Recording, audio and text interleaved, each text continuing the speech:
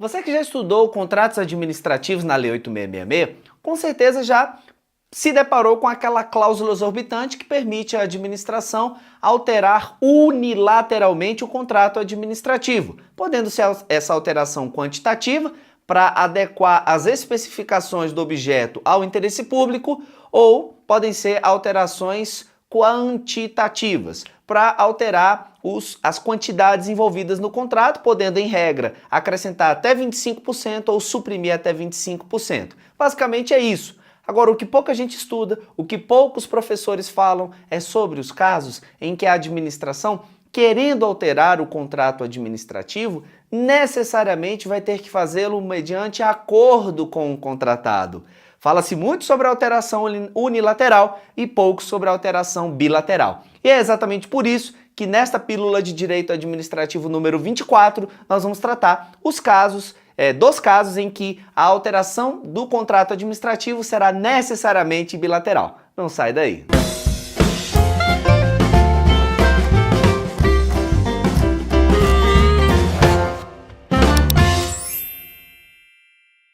Olá, eu sou Eliesley Silva, professor de Direito Administrativo, Direito Constitucional e idealizador do método Tríade da Alta Performance. Seja bem-vindo a essa nossa série de pílulas de Direito Administrativo e logo antes de começar o conteúdo eu quero te pedir aqui, dê o seu like, faça seu comentário, se envolva com este conteúdo, porque assim, sabendo que você está se envolvendo, é que eu vou então me motivar mais ou menos para continuar realizando esse trabalho. Saiba que a sua reação, o seu envolvimento é o verdadeiro combustível que me motiva a fazer desse trabalho cada vez mais, cada vez melhor, porque enquanto você não passa, eu não descanso. A minha missão é descomplicar para você passar, tudo bem? Então vamos aqui. Alteração bilateral do contrato administrativo, você encontra isso aí no artigo 65, inciso 2º da Lei 8666, e ela vai elencar basicamente 4 casos em que a alteração do contrato necessariamente dá-se-á mediante acordo. Primeira hipótese é quando há necessidade de substituição da garantia contratual. Não sei se você já estudou, a garantia contratual é aquele valor que a administração vai exigir do contratado para, em caso de ele descumprir o contrato, ela ter de onde poder recuperar mais ou menos os seus prejuízos. A ideia é um colchão que vai permitir à administração, em caso de queda, não se machucar tanto, não sofrer tanto com uma inexecução contratual por parte do contratado. E a lei prevê que ele pode escolher prestar aquela garantia, que via de regra é de até 5% o valor do contrato, por meio de 4 modalidades: calção em dinheiro, calção em títulos da dívida pública, fiança bancária e seguro garantia. Nós não vamos entrar em detalhes em relação a isso, mas o importante é saber que uma vez que ele escolha essas modalidades, e é opção do contratado livre, uma vez que ele escolha, por exemplo, prestar a calção em fiança bancária, mas no decorrer da execução contratual, por algum motivo, vamos imaginar o banco que se obrigou como fiador, veio à falência. Então ele precisa fazer a substituição da garantia. Então, nesse caso de substituição da garantia, a lei prevê que essa substituição dá-se-á mediante acordo entre a administração e o contratado. Segundo caso é quando você tem a modificação do regime de execução da obra ou serviço. A lei lá no artigo 6º e também lá no artigo 10º vai prever alguns regimes de execução: tarefa, empreitada integral, empreitada por preço unitário, empreitada por preço global. Mais uma vez, eu não vou entrar em detalhes o que cada uma delas significa, porque não é o nosso foco. Basta saber que uma vez que haja a definição de um modelo desses aqui, de um desses regimes de execução, se for necessária a modificação, aí, neste caso, também deverá ser mediante acordo com a administração pública. E também a questão referente à modificação do modo de fornecimento. O fornecimento pode ser integral, quando a empresa vai entregar tudo de uma vez, pode ser um fornecimento parcelado, em que ela vai entregar em parcelas, ou pode ser até um fornecimento continuado, quando se trata de uma entrega que vai acontecer sempre durante um período num quantitativo certo. Bem, quando é necessário modificar esse modo de fornecimento, também isso é mediante acordo. Então vamos até agora, como nós vimos, 2 casos em que a administração só pode alterar o contrato mediante acordo: substituição da garantia, modificação do regime de execução ou do modo de fornecimento do contrato. Terceiro caso em que a administração pode modificar a garantia: quando for necessário a modificação da forma de pagamento.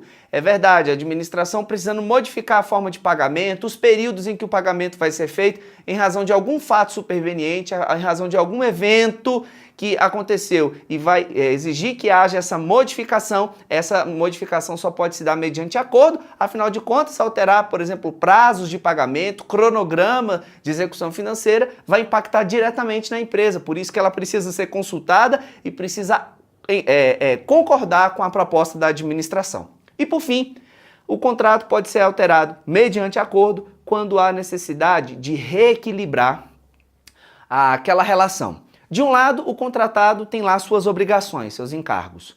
Do outro, a administração tem a obrigação de efetuar um pagamento. Então, para obrigações X que ele vai cumprir, ele faz jus a um pagamento Y. O que acontece muitas vezes é que, após a celebração do contrato, surgem fatos imprevisíveis, fatos extraordinários. Por exemplo, é o caso que nós temos aí no mundo inteiro de acidentes naturais, como eventos de força maior, um tsunami, um furacão, uma seca prolongada, um incêndio provocado por causas naturais.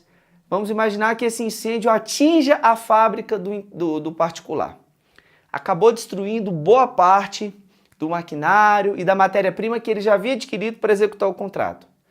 A lei não permite que, nesse caso, a administração simplesmente dê de ombro e fala, não tenho nada a ver com isso, foi um evento da natureza, se vire e me entregue o produto. Não, a lei prevê que a administração faça a revisão do contrato, ou seja, ela vai acrescer pagamentos para que o contratado não sofra sozinho por uma circunstância que não se deve a ele, não é culpa dele.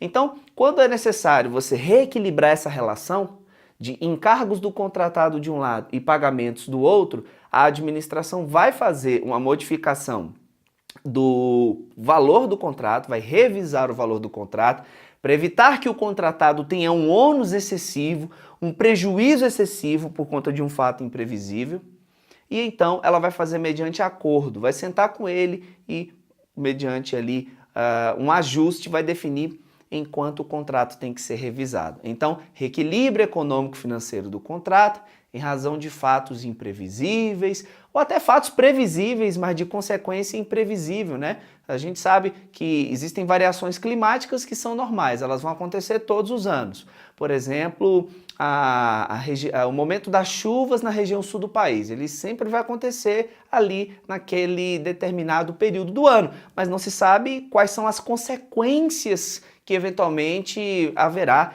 O índice de precipitação pluviométrica, né, que eles chamam, quando chove mais ou a menos, pode acabar impactando no contrato. Então são fatos imprevisíveis, fatos previsíveis, mas de consequências imprevisíveis, força maior, caso fortuito, fato do príncipe, enfim, explicar tudo isso aqui um por um daria com certeza aí uma aula de pelo menos 1 hora.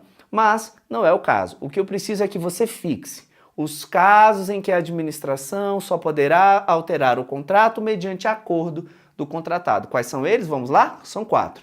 Substituição da garantia, modificação do regime de execução ou modo de fornecimento, alteração da forma de pagamento em razão de fatos supervenientes e para preservar o equilíbrio econômico-financeiro entre os encargos do contratado e os pagamentos a ele devidos em razão de fatos imprevisíveis, fatos previsíveis de consequências imprevisíveis, caso fortuito, força maior ou fato do príncipe. É muita coisa para memorizar, por isso você vai anotar tudo. Se não anotou, volta aí no vídeo, desde o início, assista com atenção, anote, memorize e vá para a prova confiante, porque eu te garanto, este assunto você não erra mais. Essa é a minha missão, tá bom? Então é isso, eu gostaria antes de concluir o vídeo, te fazer um convite. Caso você queira testar os seus conhecimentos em direito administrativo, eu preparei um e-book, que é um arquivo em PDF, em que eu selecionei as 50 questões mais difíceis do direito administrativo. Aqui na parte